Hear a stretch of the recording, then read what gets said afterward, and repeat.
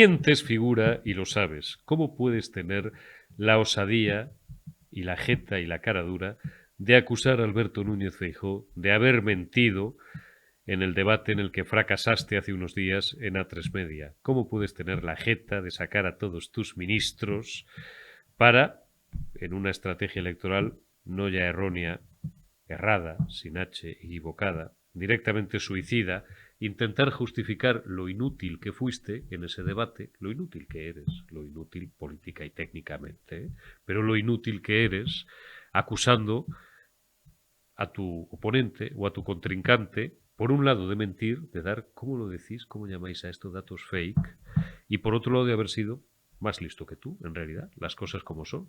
Porque en ningún momento embarró el terreno de juego. Lo que fue es mucho más rápido, mucho más hábil que tú, que incluso a los que somos poco partidarios de ti, figura, nos sorprendió gratamente. Pero es que además tenía los datos en la cabeza y tenía los datos reales. Vosotros sois los que mentís. Tú eres el que mientes, figura. Os recomiendo la lectura de un artículo hoy, si veis este enlace en tiempo real, hoy jueves 13 de julio, de mi querida Carmen Obregón en The Objective. Un artículo en el que avala, adoba, y de ello hemos hablado aquí ya en varias ocasiones, con Riera y sobre todo con el doctor Lacalle, la tesis de que, lejos de esa propaganda gubernamental, de que España es el país que más está creciendo, la economía española está estancada. Carmen Obregón lo que hace en The Objective es, y la felicitamos por ello, recoger un estudio de FEDEA, que algo saben de esto, ¿vale? Igual que los servicios de estudios de las principales entidades financieras, igual que la IREF, igual que el Banco de España, todos se empeñan en llevarte la contraria, figura. No solamente Alberto Núñez Feijóo. ¿Qué dice FEDEA? ¿Qué dice el organismo que dirige don Ángel de la Fuente en ese informe? Pues que España ha crecido desde el último ejercicio anterior a la pandemia, desde 2019, un humilde 0,4%. Somos el penúltimo país, somos los segundos por la cola de crecimiento. Solo empeora nuestro registro Alemania. Y algunos, los que no sigáis el día a día de la información económica, diréis, hombre, Alemania está a la cola, pero si Alemania ha sido siempre la locomotora, Alemania acaba de entrar en recesión, hace pocas semanas. Ya lo contamos aquí también en su día, con Riera, con el doctor Lacalle, con Martínez Cantero. Alemania ha entrado en recesión, por tanto, claro, Alemania está a la cola. Pero es que después de Alemania, que está ya técnicamente en recesión, como sabéis, recesión son como mínimo 2 o más trimestres consecutivos con crecimiento negativo. Alemania está en recesión. Después de Alemania vamos nosotros. 4 décimas hemos crecido desde 2019, figura.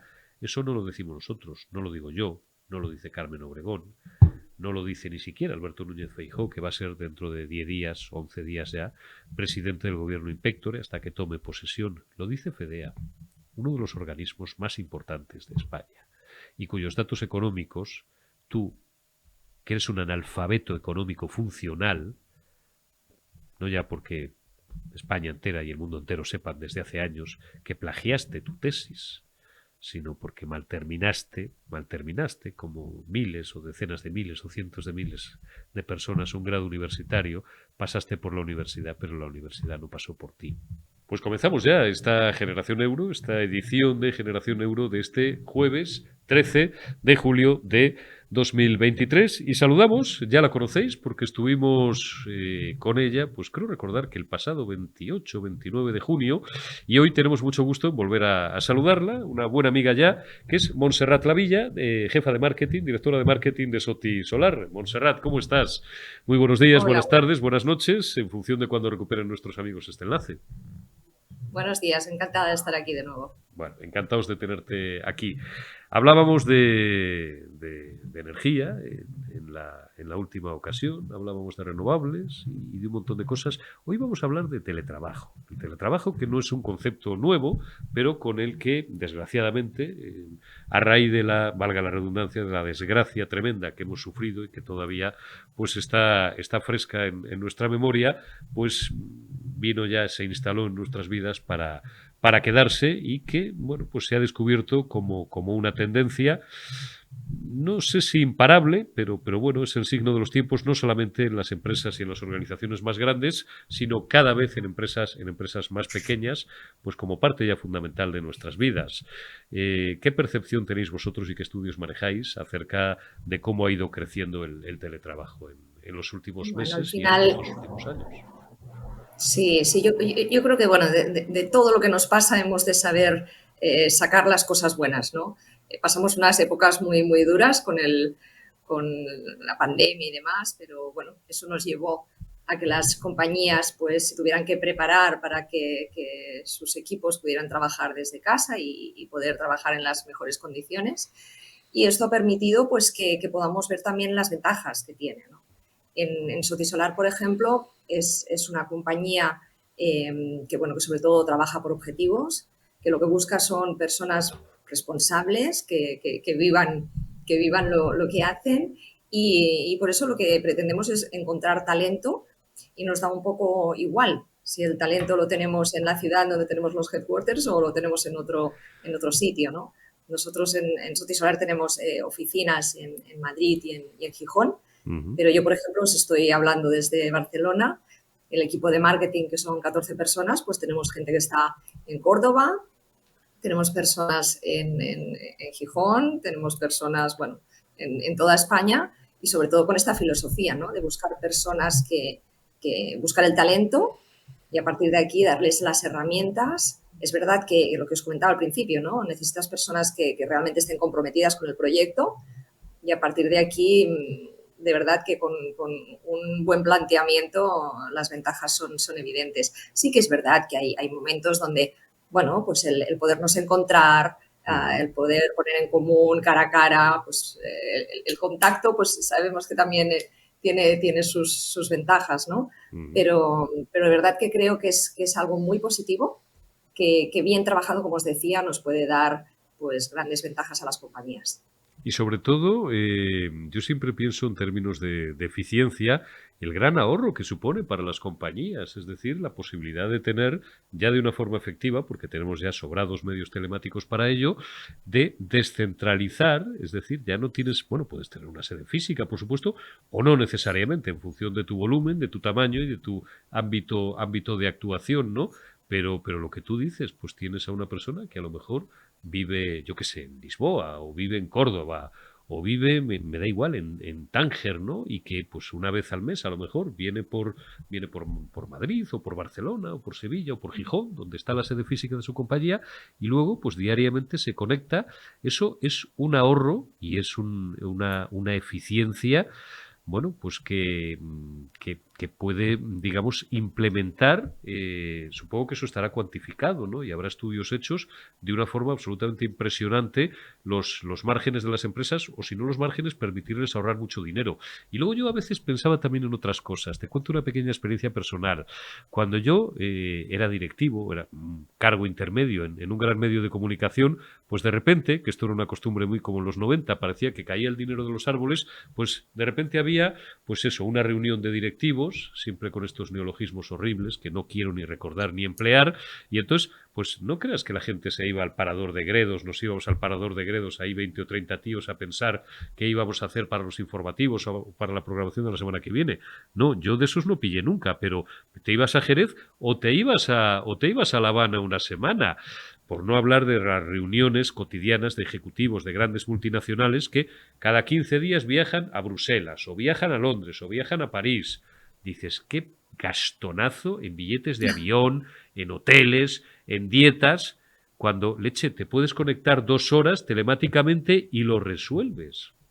Digo, Sí, yo incluso pienso durante tantos años los viajes que he hecho a Madrid desde Barcelona, a lo claro. mejor para hacer una reunión, que probablemente es que no hacía falta que nos viéramos. Hay otras que sí, pues a lo mejor has de negociar y demás, y lo que decíamos, ¿no? El contacto a veces es importante. Pero es que hay situaciones que dices, hemos estado malgastando un montón de dinero que puedes invertir en otras cosas, ¿no? Puedes invertir precisamente en el equipo, en tenerlo motivado, en luego hacer, pues sí, de vez en cuando, pues incluso reuniones de team building para hacer esa piña. Pero yo os puedo decir que yo he trabajado en todo tipo de modelos de empresas y al principio me sorprendió el decir, ostras, full teletrabajo, pero de verdad que muy bien. También os comento una cosa que está pasando de manera natural. ¿Qué ocurre en Gijón? En Gijón tenemos un número importante de personas trabajando. Bueno, pues las personas de manera natural no tienen ninguna obligación, pero pues hay 2 y hasta 3 días a la semana que sí que van a las oficinas. Claro, para pero verse. Sí, para verse. Con lo cual, yo creo que lo que os decía, ¿no? Necesitamos sobre todo tener personas comprometidas, personas a las que sientan los colores, ¿vale? Que sientan aquello que hacen. Y entonces la compañía lo que debe trabajar es ver cómo podemos facilitar para que trabajen mejor, ver cómo podemos ayudar en temas de conciliación incluso. Claro. Yo tengo personas en el equipo, pues bueno, que tienen niños, claro, y sé que a las 5 de la tarde se van a buscarlos, pero sin que yo les tenga que decir nada. Son personas que luego por la noche se conectan y acaban de hacer cosas que a lo mejor no han finalizado, y este agradecimiento que sienten hasta por la compañía, por la flexibilidad que les damos, hace que todavía den más de sí, ¿no? Que realmente sabes que nunca te van a dejar tirados y que van a trabajar al máximo con todas sus capacidades. Así que yo creo que se ha de utilizar como una herramienta más, y quizás no trabajarla con unos corsés, pues esto que os digo, ¿no? Pues lo que ocurre en Gijón, en nuestro caso, que la gente lo utiliza de una manera pues muy diferente a otros sitios, y yo creo que la clave está aquí, en trabajar con confianza y dar las herramientas para que el equipo pueda trabajar bien. Y sobre todo, acabas de tocar una tecla que yo creo que es nuclear. Dices, bueno, a las 5, imagínate, tienes niños pequeños, es un ejemplo. Podríamos poner 20, ¿no? Cada uno, pues, su vida y su circunstancia. Y te tienes que ir a buscarlos al colegio, tal, ¿no? Y bueno, pues por la noche luego, pues a partir de las 10 de la noche, los niños se acuestan, no terminas tus cosas, tus quehaceres domésticos, tus obligaciones familiares, pues te sientas, terminas de escribir un informe o hacer lo que no has terminado. Dices, claro, y paradójicamente vas a ser más productivo gracias a esa flexibilidad que no aquello tradicional que ya parece del Pleistoceno superior, pero es que no hace tantos años, de esto del horario rígido de 8 a 3. Y parece que estaba instalado en nuestra cultura que si estabas en la oficina de 8 a 3 eras más productivo, cuando yo toda la vida de Dios, desde que tenemos 18 años y accedemos al mercado laboral, pues hemos oído tantas veces esa cantinela que era real, de vamos a ver, ¿tú cuántas horas diarias estás en la oficina? 6, 7, 8. ¿Cuántas estás trabajando de forma efectiva? 2. ¿Y el resto? O aquello que se decía tan español de la jornada partida, aquellas comidas interminables, ¿te acuerdas? Venga, nos vamos a comer a las 3 y volvemos a las 6 y pico. Ya ni volvías en tiempo y forma, ni trabajabas, ni hacías nada. Pues hombre, a lo mejor esto también es, y vuelvo al concepto de eficacia, aumentar la productividad y ganar en calidad de vida. Si al final nos va a todos mejor haciendo así las cosas, todo mucho más fluido. Sin duda. Yo estuve trabajando 20 años en una compañía que, bueno, los últimos 10 fue una compañía escandinava. Y a mí me sorprendía cuando venían de Noruega, que era donde teníamos la central. Ellos se sorprendían de que hiciéramos estos horarios tan, pues acabando tan tarde, ¿no? Sí, ¿Qué sentido tiene tan esto? españoles, tan sin Sí, sentido. además, ellos directamente pensaban que no trabajábamos al 100%. O sea, que estos horarios, o sea, que no podía ser, ¿sabes? Daba rabia también, ¿eh? Porque sí que nos dejamos la piel. Pero sí, yo creo que hay que encontrar el equilibrio. Hay que encontrar el equilibrio, y eso no quiere decir ni trabajar menos, ni menos compromiso. Al contrario, al contrario. Está claro. Una última cosa, para no dejar ningún palo sin tocar, Montserrat, porque me está gustando el tema de hoy. Aducen los críticos del teletrabajo que en casa es muy difícil trabajar porque te distraes, porque tienes niños pequeños, porque tienes a lo mejor una mascota, tienes un familiar dependiente, o simplemente porque, bueno, pues eres una persona y ahora, pues, no sé, por ejemplo, mi experiencia personal, dices, es que cada 20 minutos me estoy levantando y ¿dónde voy? Y ya hago una confesión personal, pues a la cocina. Y claro, pues estás continuamente picando, porque la casa está llena de tentaciones y de distracciones. En mi caso, mi tentación es abrir la nevera. Acabo de confesarme ya ante todos nuestros amigos. En el caso de otros, pues tendrán otras distracciones. La casa está llena de trampas y de distracciones, dicen. Bueno, es una cuestión de disciplina, porque anda que no te puedes distraer en la oficina. Montserrat, esto no es un tópico. La máquina Sí. del café, la charleta del partido del fin de semana con los amigos, que vaya paliza que le va a pegar al Alcaraz a Djokovic, si llegan a la final, que si no sé qué. Es decir, ¿qué diferencia hay? Al final es una cuestión de disciplina, vamos, de disciplina. Parece que esto es una de, bueno, pues de orden y concierto en tu cabeza para hacer en cada momento lo que tienes que hacer. Sí, aquí, o sea, sin duda, lo que se necesita es habilitar un espacio, eso es un requisito que es cierto porque si no, pues bueno, pues lo que decimos, ¿no? Pues si es una casa con niños y demás, pues es imposible, ¿vale? Primero, tener un espacio. Mm. Segundo, pues bueno, en nuestro caso, por ejemplo, en Sotisolar, lo que sí que hacemos es desde el equipo de People, pues bueno, se pregunta a la persona exactamente pues todas las necesidades que tiene y se le dan todas las herramientas, ¿vale? Pues a nivel de equipos de trabajo y de lo que sea, ¿vale? También es importante pues trabajar todo el tema de pues oye, el sitio, la mesa, la silla, es decir, que todo el entorno sea algo favorable para que puedas trabajar en unas condiciones óptimas. Y después también, a ver, ¿por qué no decirlo?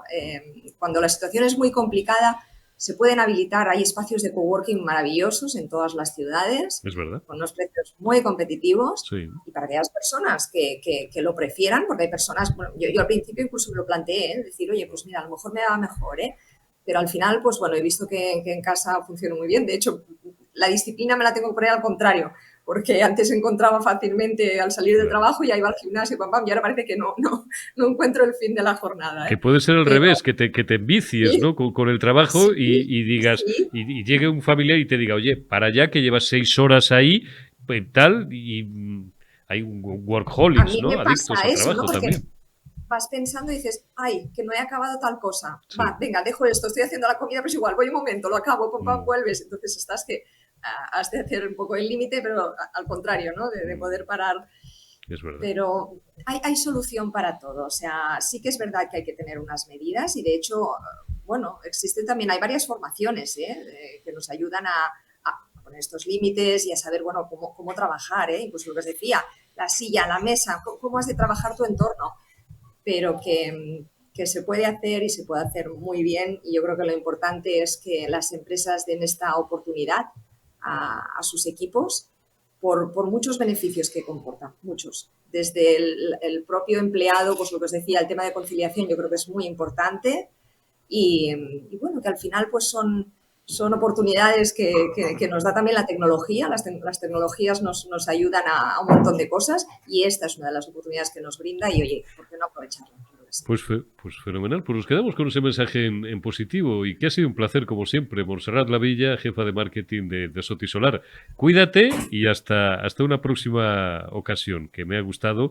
El otro día me gustó contigo hablar de energías renovables y hoy me ha gustado mucho hablar de teletrabajo. Nos vemos, Montserrat. Un fuerte abrazo. Muchísimas gracias. Venga, un Muchísimas placer. gracias. Continuamos en Generación Euro. Agradecemos, como siempre, a Montserrat Lavilla, porque además comunica extraordinariamente bien y siempre es muy grato hablar con ella, elegir un tema cada semana y desarrollarlo, porque bueno, pues no todo va a ser esta aceleración cotidiana, ¿no? Y esta crispación política y económica también, ¿por qué no decirlo? Que nos atrapa, ¿no? Pues está bien a veces detenernos un poquito y charlar de la vida, de lo que nos rodea y de las nuevas tendencias, de lo que nos viene, nos guste más o nos guste menos, pero en lo que estamos instalados, como ha sido en este caso todo el asunto del teletrabajo y en lo que vamos a estar, más aún si cabe, inmersos en los próximos años. Cerramos Generación Euro ya, conectando, como hacemos en algunas ediciones, con José Antonio Puglisi, redactor jefe, responsable de 24 Horas Economía, la división económica de Periodista Digital. José Antonio, ¿cómo estás? Muy buen día. Eurico. Encantado de estar una vez más contigo. Oye, José Antonio, dame 2 o 3 titulares, lo más destacado de lo que llevemos a esta hora, para que nuestros espectadores y amigos, pues bueno, si quieren, no una, varias veces al día, porque tú estás refrescando ahí continuamente, y ellos, pues también nuestros amigos que le den al F5 y siempre encontrarán algún titular o alguna noticia nueva y llamativa. ¿Qué llevamos a esta hora? Nos gustaría ofrecerle a los lectores noticias económicas más positivas, pero hoy nos encontramos con que desde que Pedro Sánchez llegó a la Moncloa hay 11.000 empresas menos en todo el país y que hemos visto que en los últimos 2 meses han cerrado más de 7.000. Es verdad que influye el factor del parón del verano, sin embargo, 11.000 empresas sí se han perdido en estos últimos años y parece que el escenario económico a corto plazo no va a ser el más idóneo para recuperar ese músculo empresarial. Pero también tenemos en la web que ya se empiezan a ver los nefastos efectos de la famosa ley de vivienda. Esa ley de vivienda que prometía cambiar el sector inmobiliario para ayudar a que las personas encontraran un hogar con mucha más facilidad, y nos hemos visto que se cumple el pronóstico que advertían los expertos y que veníamos anunciando desde 24 Horas Economía, y ya hay más de 100.000 pisos que dejan de alquilarse debido a esta normativa, y no lo decimos nosotros, lo dice un informe creado por Tecnocasa y la Universidad Pompeu Fabra de Barcelona. Ujú. Bueno, pues con eso nos quedamos. José Antonio Puglisi, director responsable de 24 Horas Economía, la división económica de Periodista Digital. Cuídate, como te digo siempre, y buen trabajo. Un abrazo muy fuerte. Un abrazo, José Antonio, y gracias también a todos vosotros. Mañana, viernes, 14 de julio ya, 14 de julio, tenedlo en cuenta los que tengáis, tenemos buenos amigos franceses para felicitarles, y abrocharemos la semana. Nos queda, nada, otra semana de campaña, y la libertad, a ver con qué rabia y con qué furia. A veces recuerdo, también en lo que tiene que ver con nuestro oficio y con nuestra profesión, un libro. Mirad, esto no lo tenía pensado, pero bueno, pues a veces se nos pasan tantas cosas por la cabeza que nos cuesta el no decírosla, y eso que nos recatamos, porque luego, y con razón, algunas personas me sugieren que hable un poquito menos.